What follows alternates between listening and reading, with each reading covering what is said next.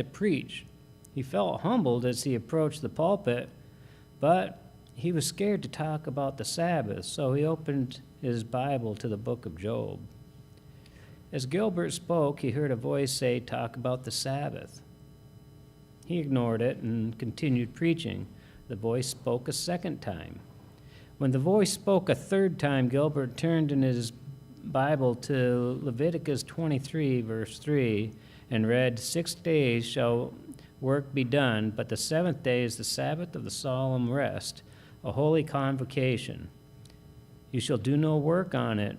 It is the Sabbath of the Lord in all your dwellings. Then he read Matthew 28:1 and Genesis 2:1 through 3. The seventh day does not fall on Sunday, but on Saturday. So the true day of worship is not Sunday, but Saturday, he said.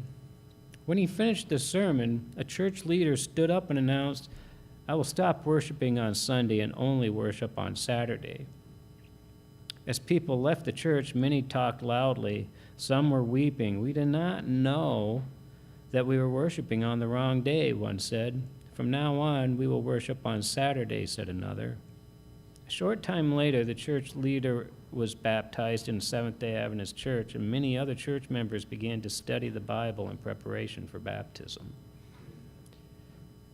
This mission story illustrates the mission for all objective of the Seventh-day Adventist Church, I Will Go strategic plan, which says, in part, Christ mingled, showed sympathy, ministered to needs with one confidence, and then invited people to follow him.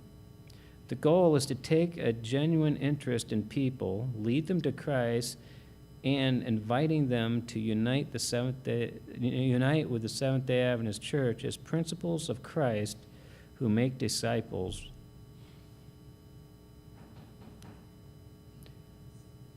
We're not called to go and beat people over the head with doctrine. We're called to go and live our doctrine and be a witness to those first. There's many times I see well-meaning Adventists go and think that they have to prove how knowledgeable they are about what the Bible says in order to get people to listen to them, and in turn it turns some people off. But if we go and we show genuine interest in the well-being of the individuals, if we take the time to get to know them, find out what their needs are, and do what we can to help them with their needs, then they will realize that you are actually genuinely interested in them, and in turn they will realize that you're truly genuinely interested in their salvation too. And that's when they will be more prone to listen to what you have to say. That's one reason why the building next door is so important to this little church. That right there has such a big impact on our little community. We don't realize the impact that it has. But when Bonnie goes over to help out over there, every time she goes over, when she comes back, she says, there's so much more work that needs to be done there. There is so much to do in that little building because the community depends on that little building over there. And the Lord is using it in a mighty way. And so I encourage us that if we have opportunities to help out over there, I encourage you to do it. There's blessings to be had. But if you don't have time to help out over there, take the time to pray and ask the Lord how he can best use you to be a blessing to your community and to help show his love to the community so that they will be ready to receive the truths of Christ's second coming and soon return.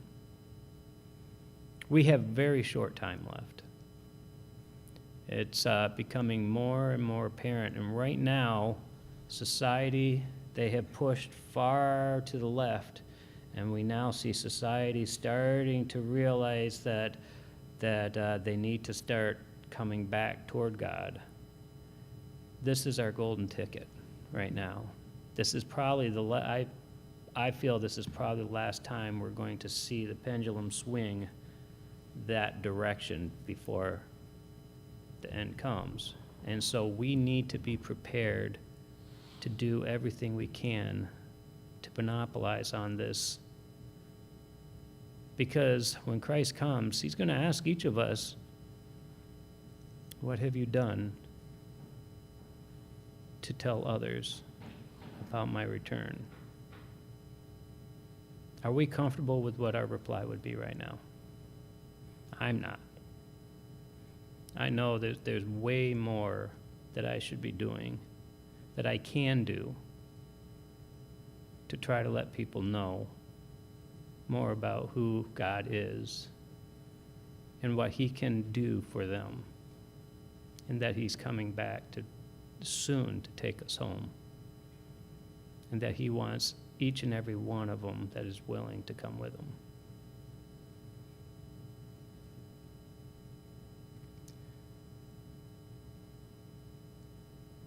Who's teaching today, Jeff? Okay, because,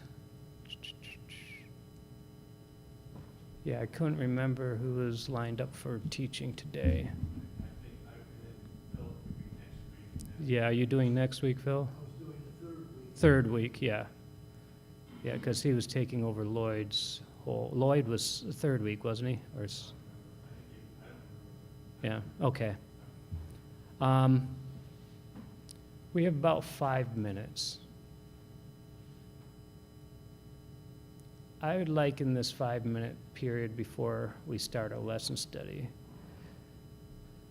I would like us to open this up to a little discussion on and I'm going to present a question to you guys, and I want you to think seriously about it before you answer.